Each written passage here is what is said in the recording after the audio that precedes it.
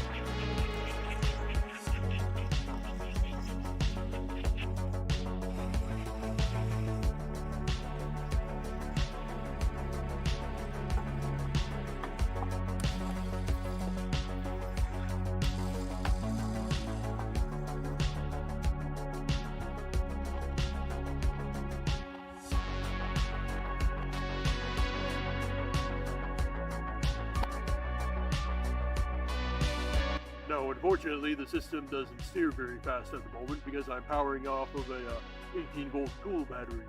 However, the Mech's motor system runs off of 48 volts, so when this thing is installed, it's going to be running twice as fast.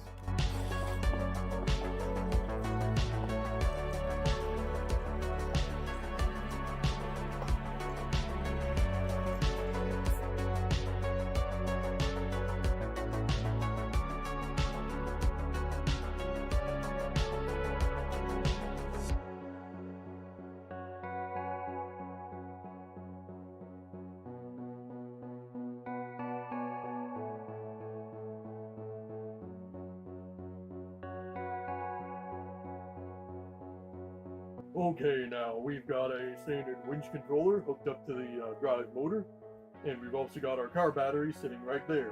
I don't have it integrated into the Mech's whole computer system quite yet. That's because in the next video we're going to be doing a complete overhaul of all the mechanisms, making her a lot easier to get into and show off. But for now, we're going to make sure that all the work we did actually, well, worked.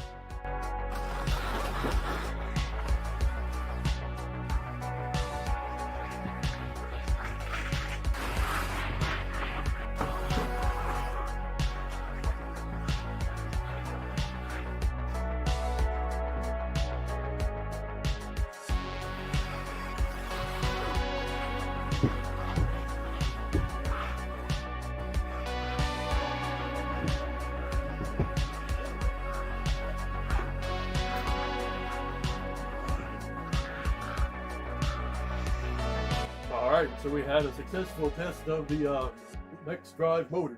It probably looked like I was actually tugging the Mech around a little bit, but that's just because I was holding onto one of these winch controllers, and unfortunately the cables they come with are actually shorter than you think they'd be, at least when it comes to Mechs.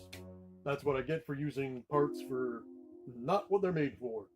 But the Mech could go forward and backwards. Unfortunately, the back treads were spinning a little bit. That is because a lot of the weight of the Mech is focused on the front wheels, or treads, because it's a little front heavy. In order to fix that, I would have to completely rebalance the Mech. That would require completely rebuilding a lot of it. But before we do that, we're just going to make sure that the computer systems are fully operational, because at the moment, she can only control her arms and maybe like one leg at a time. That's because the leg circuits are not powerful enough. So we're going to be overhauling the control circuits, overhauling just about the entire computer system in general, wire it up, and we're going to change the Mech from being entered from the back to being entered in the front. I used to have that configuration at one point years ago, but I wanted to be a little experimental and see how different configurations would work for a Mech. So if you do enjoy my content, be sure to like and subscribe, share it with others, and remember, if the women don't find you handsome, they should at least find you handy. Take care.